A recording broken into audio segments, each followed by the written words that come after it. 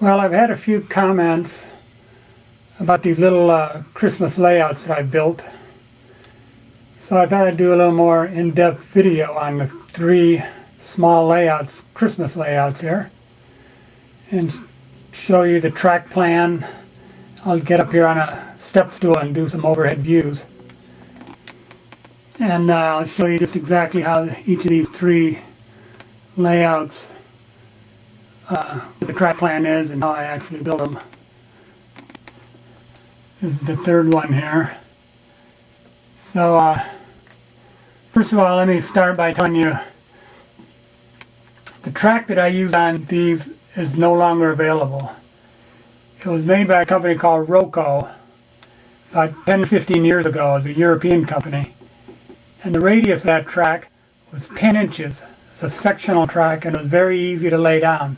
They gave you a 20-inch diameter circle.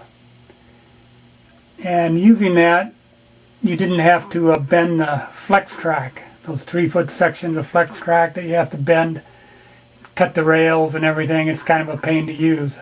So what I tried to do on these three layouts was just to see how much track I could get into a very small space without just having a circle. I mean, there's nothing more boring than just a train going around in a circle. So I tried to do these kind of unique little track plans in a very small space.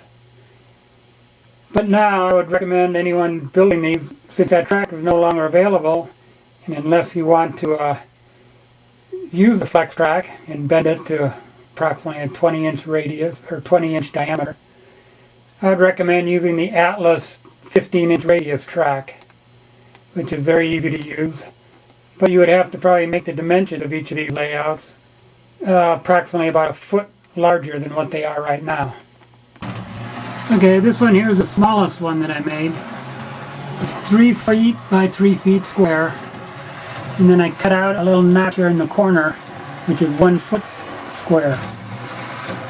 And the reason I did that is I just don't like anything, you know, take away from the square or the rectangle. Look, it adds a little bit of a variety. And it fits very nice in the corner of a room. As you can see, there's no switches in this layout. But actually, there is room to put a switch in right there in front of the station. A 9 inches straight section of track where you could put a little Atlas snap switch in there and have a siding.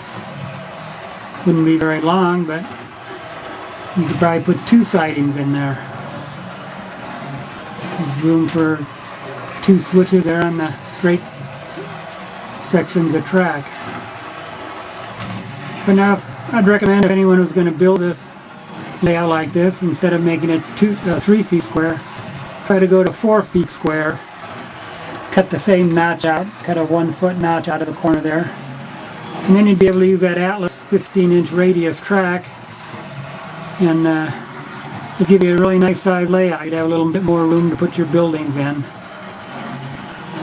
And you could run I can run a small short train on here besides just a streetcar, but with the 15-inch radius you can also run bigger engines, cars in the short 2-axle locomotive. You can't run the larger diesels, which you could on a 15-inch radius track. Okay, now I'll go on to the next one. Okay, this is my next layout. This is a little bit larger than the other one. It's 4 feet long, 3 feet wide, and then I cut each corner off.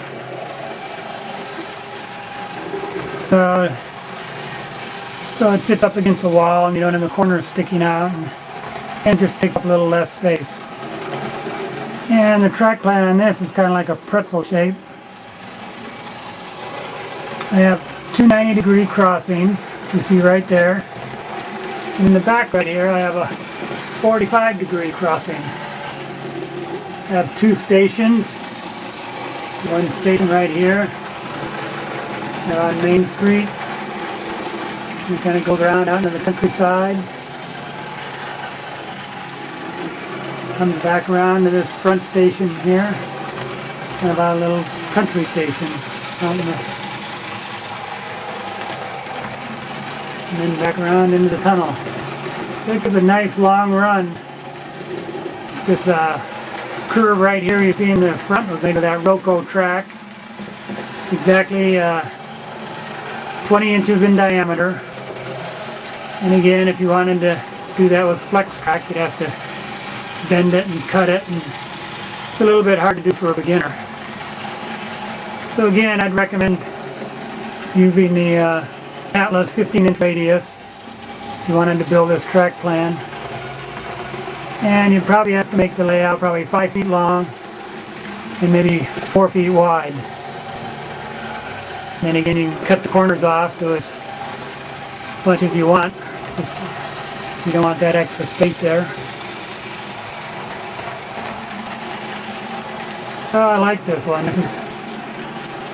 This is a nice little design, I think. Again, you have room to put a switch in if you'd want. Of course, when you make it bigger, you'd have more straight track. It'd be about the same because your curves would be broader with the 15-inch radius. So you'd still have room to put a 9-inch switch, Atlas snap switch. Put one in right there and have a siding kind of going off there to the right. A little industry. Okay, here's the last of the 3 layouts. This was actually the first one that I built. A little bit bigger. It's kind of hard to get it all in one picture here. I don't have enough room here in my little caboose area, my Christmas caboose I call it here. So this layout is 5 feet long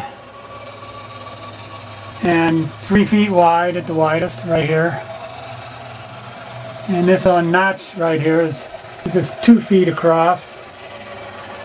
Again, I use that Roco 20-inch diameter track to make a nice 20-inch radius curve there, or 20-inch diameter. And this notch right here, I believe, is 9 inches. And again, I just cut that out to add a little variety and see a little bit of space. Yeah, the track plan here is kind of it's kind of a pretzel shape, but a lot of people refer to it as a folded dog bone. If you take it and stretch it out, it kind of looks like a dog bone, just a big loop on each end. And when you fold it, you just take one end and fold it on top of the other. And it'll give you these 2 90-degree crossings right here. Double track going through the tunnel, comes around to the station. It's going on to the inside loop for the folded part of the dog bone. Comes around. Gives you an impression that it's reversing direction because now it goes through the tunnel in the opposite direction. But of course it's not.